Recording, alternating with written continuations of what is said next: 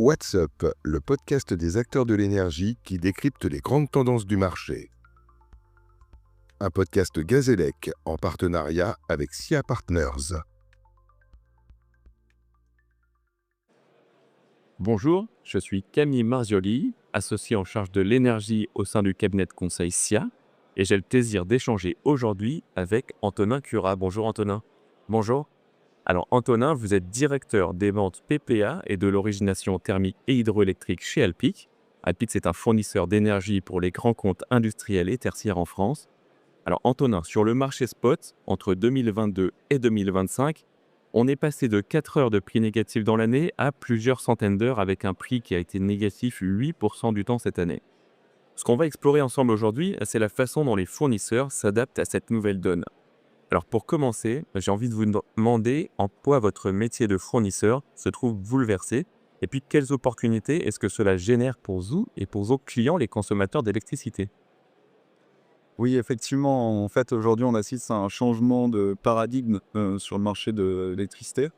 C'est-à-dire qu'avant, on avait des producteurs qui s'adaptaient à la consommation et aujourd'hui, avec l'avènement des énergies renouvelables, on a de l'intermittence, qui crée, justement, des changements, sur ces marchés spot. Qu'on a de plus en plus de prix, négatifs, effectivement, mais on a aussi, des spreads, qui sont de plus en plus importants, c'est-à-dire les différences de prix au niveau, journalier entre les prix les plus faibles et les prix les plus importants. Donc cela nécessite, de s'adapter, mais permet aussi de créer des opportunités.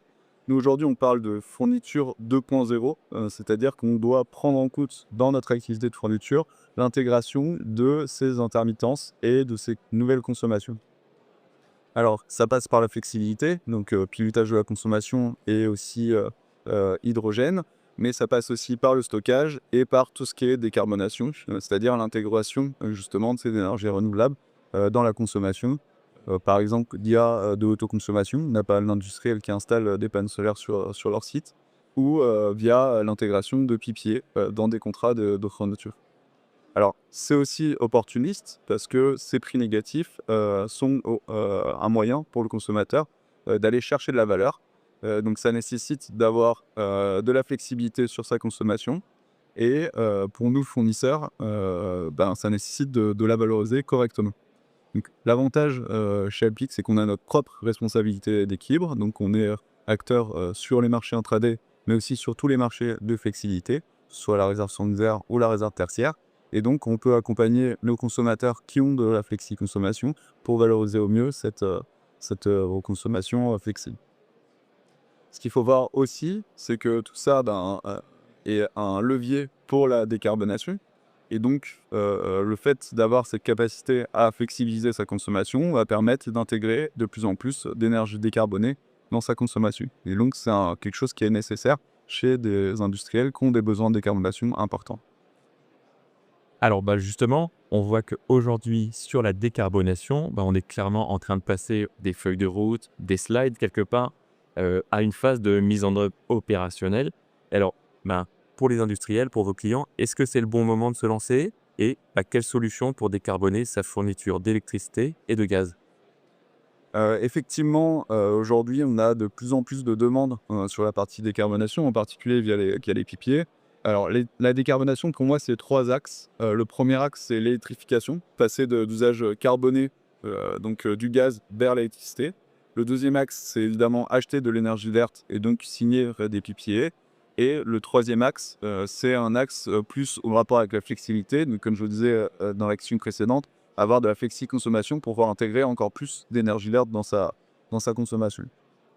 Ce qui est important de voir, c'est que tous les industriels ont plus ou moins les mêmes objectifs, c'est-à-dire un objectif 2030 en particulier, qui colle avec le Fit for 55, qui est une directive européenne qui nécessite une réduction de 55% des émissions de CO2 par rapport à 1990. Donc il est important d'anticiper pour éviter des effets d'engorgement vis-à-vis de ses besoins d'énergie verte et ses besoins de signature de pipier, par exemple, de telle sorte à pouvoir avoir des produits qui sont adaptés à ces profils de consommation. Ce qu'on observe aussi, c'est des changements méthodologiques. Aujourd'hui, le GHG Protocol, qui est la méthodologie principale pour le calcul des émissions de CO2, a publié un draft sur le Scope 2. Donc le Scope 2, c'est la partie électrique en particulier, et va petit à petit prendre en compte de plus en plus la granularité et donc l'effet horaire de la décarbonation. C'est-à-dire qu'il va falloir couvrir son énergie verte avec un matching horaire et aussi avec des émissions qui sont assez drastiques sur la spatialité, c'est-à-dire avoir de l'énergie verte qui provient de la même zone géographique que la consommation. Donc ça, c'est important parce que ça va permettre de développer de la décarbonation de meilleure qualité. C'est-à-dire qu'aujourd'hui, il y a pas mal d'industriels qui vont prendre seulement des garanties d'origine. Et donc, on va aller sur des produits un peu plus complexes, un peu plus qualitatifs. À savoir aussi que finalement, la décarbonation, c'est une obligation que s'impose à l'industriel dans sa roadmap. Et donc, il est important de considérer ça sous l'angle qualitatif et non seulement quantitatif. Alors, l'autre question qui nous est souvent posée vis-à-vis de la décarbonation, c'est quid du gaz? Alors, le gaz, c'est assez compliqué parce que, comme je le disais, la méthodologie est pas très avancée là-dessus. C'est-à-dire que le GHG Protocol ne reconnaît pas à la fois l'achat de garantie d'origine biométhane ou la signature de l'EPA qui n'est pas on-site. Donc, tout ce qui est off-site est à proscrire pour l'aspect quantitatif lié au GHG Protocol. Donc ça rend la couverture de gaz vert difficile pour les industriels. Et c'est pour ça qu'aujourd'hui, les industriels se tournent plus vers de la décarbonation, vers de l'électrification pour la décarbonation, plutôt que vers de la décarbonation du gaz. Alors, vous évoquiez aussi à l'instant la question des flexibilités et les flexibilités comme levier de décarbonation. Pour les industriels, aller valoriser des flexibilités de consommation, ça ne va pas de soi, ça n'est pas une évidence souvent par rapport à leur propre process. Comment s'y prendre et à quoi est-ce qu'il faut être attentif aussi dans la construction de sa feuille de route de flexibilité?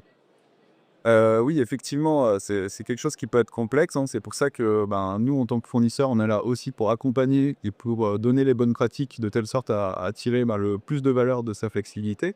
Aujourd'hui, il y a, la valorisation de l'effacement de consommation, hein, qui, commence à être relativement bien connue, par les industriels et qui passe par des mécanismes de marché, en particulier les mécanismes de capacité et là-dessus, c'est important de discuter avec ce fournisseur pour trouver, justement ces opportunités de valorisation. Par ailleurs, via l'électrification, on voit de plus en plus de nouveaux process qui permettent d'accéder à des nouvelles flexibilités. Et c'est en accédant à ces nouvelles flexibilités qu'on va trouver de la valeur complémentaire. Donc, un exemple précis par rapport à ça, c'est l'installation de e-boilers, donc de chaleur électrique, sur des sites qui, historiquement, industriellement, utilisaient du gaz pour produire cette chaleur. Aujourd'hui, on produit des LEP où on voit que l'apport en flexibilité permet de financer en partie l'installation de ces nouveaux e-boilers. Et donc, c'est important d'anticiper avant l'installation et de réfléchir main dans la main avec son fournisseur pour valoriser correctement et dimensionner correctement ces nouveaux assets, de telle sorte à bénéficier au maximum de ces nouveaux mécanismes de flexibilité. Par ailleurs, on a pas mal de très gros industriels qui sont des plateformes industrielles sur lesquelles on a des assets de production, des turbines à gaz, des turbines à vapeur ou des cogénérations. Aujourd'hui, il y a beaucoup de valeur à la flexibilisation de la production, en particulier sur la réserve secondaire. Et donc, c'est important de réfléchir à valoriser correctement ces assets et éventuellement à les faire certifier avec ces fournisseurs. Enfin, il y a la question du pilotage des actifs manipulables. On parlait des actifs qui étaient en autoconsommation sur le site. Parfois, il y a d'autres manières de valoriser cette production sur les sites, et en particulier la participation au mécanisme d'ajustement. Donc, nous, Alkic, on est pionnier sur ce mécanisme, donc, s'agit d'arrêter des ENR en moins de 15 minutes pour participer à l'équilibre offre-demande du réseau de transport d'électricité. Et c'est un moyen finalement de valoriser en complément la flexibilité, aussi la production décarbonée. Enfin, la dernière méthode de flexibilité, dont on a entendu parler, c'est le stockage avec les batteries. Et effectivement, il est important de réfléchir aux meilleures méthodologies de valorisation, à savoir que c'est aussi quelque chose qui est dynamique, c'est-à-dire qu'aujourd'hui, on peut avoir une valorisation de cette flexibilité du stockage sur des réserves, et peut-être demain, ce sera que de la valorisation full market, via de l'intraday ou via du marché spot. Donc c'est important aussi de réfléchir à l'avenir et de faire évoluer la façon dont on va valoriser cette flexibilité, parce que ça évolue en fonction de la structure du marché et en fonction de l'évolution des nouveaux usages d'électrification. Alors, ce que je retiens, c'est que la fourniture, ce n'est plus juste de la vente d'électrons, hein. C'est de proposer des solutions intégrées, flexibles et décarbonées qui répondent en même temps aux enjeux des clients et aux enjeux du système électrique.